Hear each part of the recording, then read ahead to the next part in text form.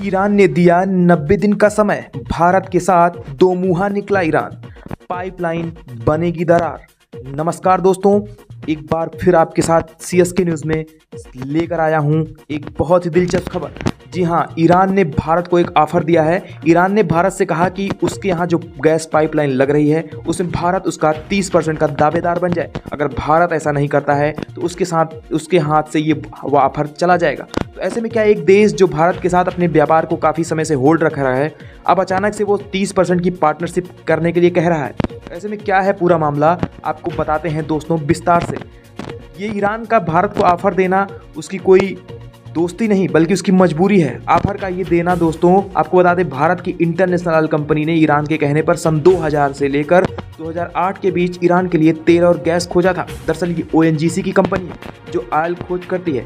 विदेश में काम करने के लिए अपनी एक अलग टीम बना रही है। इसका नाम फरजाद है और इसी के नाम फरजाद दी गैस फील्ड है, जो कि 2008 से इंडिया के द्वारा खोजकर ईरान में दे दी गई थी। तो ऐसे में गैस का पता तो लग गया, लेकिन अब इसे बाहर निकाल के लिए एक अलग टेक्नोलॉजी की ज़रूरत होती है। तो ऐसे में ईरान चाहता है कि ऑयल फील्ड तो उसको मिल गया, लेकिन यहाँ से ऑयल भी कोई इंडियन कंपनी उसे निकालती है और उसके बाद कोई हिस्सा देती है या अपना हिस्सा अपने पास रख लेती है। तो आपको बता दें, उस समय $400 मिलियन इंडियन ऑयल ने फील्ड में सिर्फ सर्च करके लगाए थे और उसका आधार यह था कि जब भी वहाँ से माल निकाला जाएगा उसका 30% हिस्सा भारत को मिलेगा।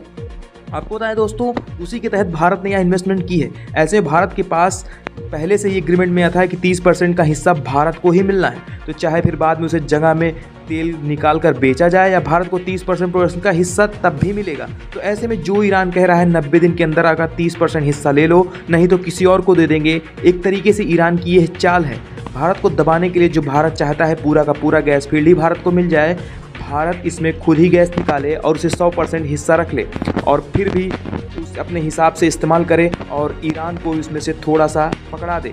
ऐसे भी इसलिए क्योंकि इंडिया चाहता है कि उसे पूरा रेट पर ही गैस और तेल दिया जाए, क्योंकि 2008 में ही भारत ने ईरान को खोज करके दिया था वह गैस भंडार। लेकिन ईरान ऐसा करने से मना कर रहा है, क्योंकि ऐसा करने से ईरान घाटे में चल रहा है। ऐसे में कह रहा है कि हम आपको उस डील को नहीं दे सकते जो उस डील हम समय किए थे। जी हाँ दोस्तों, इस मामले में 2008 से लेकर अब तक ये चल रहा है। ऐसा इसलिए क्योंकि इंडिया चाहता है कि पुराने रेट पर ही गैस और तेल दिया जाए, क्योंकि 2008 में भारत ने ईरान को ये खोज कर दिया था भंडार। ईरान को ऐसा करने से जो है मना कर इसलिए रहा है क्योंकि ईरान घाटे में चला जाएगा। ऐसा क्या कह रहा है ईरान, डील को लेकर अपनी चीज़ें नहीं दे सकते। यह मामला 2008 से लेकर अब तक चल रहा है, क्योंकि दोनों के बीच इस मामले को लेकर अनबन है और इसी के दौरान दोनों को बातें लेकर कई सारे अपडेट आ चुके हैं। ईरान इसको लेकर कई सारे ऐलान कर चुका है, लेकिन अभी भी दोनों के बीच इस मामले को लेकर कोई हल नहीं निकल पाया है। ऐसे में तो आखिर अब ईरान को भारत यही कहना चाहेगा कि अपना 30% हिस्सा ले लो और 90 दिन नहीं आगे जाकर नहीं मिलने वाला है। तो यार ऐसा क्या है, ईरान एक तरीके से भारत को दबाने की कोशिश कर रहा है। ऐसे में आगे ये देखना होगा कि PM मोदी इसको लेकर क्या फैसला लेते हैं और कैसे वो ईरान को इस मामले पर करारा जवाब देते हैं, क्योंकि इस मामले को पहले से ईरान और भारत का एग्रीमेंट था और इसी के तहत भारत को धमकी नहीं दे सकता, क्योंकि ईरान को भारत को 30% तो हिस्सा पहले से ही देना था और वो देना पड़ेगा। तो दोस्तों, इस खबर में आपकी क्या राय है, कमेंट करके हमें ज़रूर बताइए। जी हाँ दोस्तों, आपको इसी के साथ एक बड़ी खबर और बताते हैं।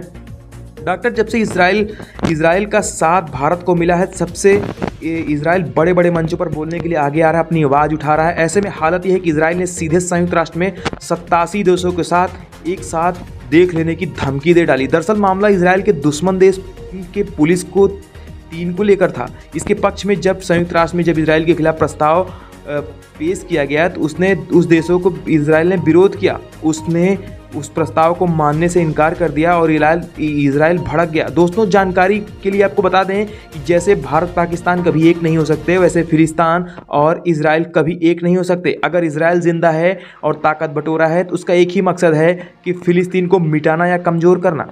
आपको बता दें, इसके साथ ही ईरान को इतना कमज़ोर करना कि वो घुटने में आ जाए। इसी कारण इजराइल के सामने जब भी फ़िलिस्तीन का नाम आता है तो इजराइल भड़क जाता है। वैसे ही जैसे ही फ़िलिस्तीन के सामने जब इजराइल का नाम आता है तब में भड़क जाते हैं और एक दूसरे को मारने पर उतारू हो जाते हैं। ऐसी एक घटना हुई जिसे लेकर पीएम बेंजामिन नेतन्याहू ने संयुक्त राष्ट्र पर भड़क गए और उन्होंने कहा अगर इजराइल के साथ पुलिस टीम को लेकर यही चलता रहा तो इजराइल कोई भी चीज़ नहीं मानेगा। क्या है पूरी खबर, आखिर फिलिस्तीन को लेकर क्यों भड़का इजराइल इसके दौरान, और क्यों कौन से देश इजराइल को सपोर्ट में आए हैं और किन देशों ने इजराइल का विरोध किया है, क्या कुछ हुआ, चलिए आपको बताते हैं दोस्तों विस्तार से। दोस्तों, इजराइल के पीएम बनते ही बेंजामिन नेतन्याहू ने अपने फुल फॉर्म में चल रहे हैं और अपने ही पहले बयान में संयुक्त राष्ट्र में धज्जियां उड़ा दी और एक फिलिस्तीन पर हुई वोटिंग के लिए उन्होंने कड़ी प्रतिक्रिया दी। नेतन्याहू ने सख्त लहजे में इस्तेमाल करते हुए कहा इजराइल संयुक्त राष्ट्र की घृणित वोटिंग मानने के लिए मजबूर नहीं है। उन्होंने एक वीडियो संदेश में कहा यहूदी लोग अपनी भूमि पर कब्जा करने वाले नहीं और ना ही हमारी शाश्वत है राजधानी यरूशलेम पर कब्जा करने वाले हैं। उन्होंने कहा कि संयुक्त राष्ट्र का कोई एक भी प्रस्ताव उसके ऐतिहासिक सच्चाई को तोड़ मरोड़ नहीं सकता। जानकारी के लिए आपको बता दें कि सपोर्टिंग फिलिस्तीनी क्षेत्र पर इजराइल के लंबे समय तक कब्जे और उससे अलग करने के कानूनी परिणामों पर अंतर्राष्ट्रीय न्यायालय से मांग की गई थी। जानकारी के मुताबिक इस प्रस्ताव का नाम इजरायली गतिविधियां जो पूर्वी यरूशलेम समेत कब्जे वाले फिलिस्तीनी क्षेत्र से में जाना जाता है, इसमें अंतर्राष्ट्रीय न्यायालय से सलाह देने का अनुरोध किया गया था। आपको बता दें 1967 के बाद फिलिस्तीन के क्षेत्र में कब्जा करके बस्तियां बसाकर और आक्रमण इजराइल की तरफ से हो रहे हैं और इसमें इजराइल के यरूशलेम में इस संख्या में बदलाव भी देख रहे हैं और इसके चरित्र और स्थिति बदलने के लिए कोशिश भी कर रहे हैं। भेदभावपूर्ण कानून भी लागू करने का जिक्र कर रहे हैं, लेकिन विदेशी मीडिया के अनुसार संयुक्त राष्ट्र संघ में इस प्रस्ताव के पक्ष में 87 वोट मिले, वहीं विरोध में 26 वोट मिले, जबकि दुनिया के 53 देशों ने इस प्रस्ताव के वोटिंग में से विरोध किया।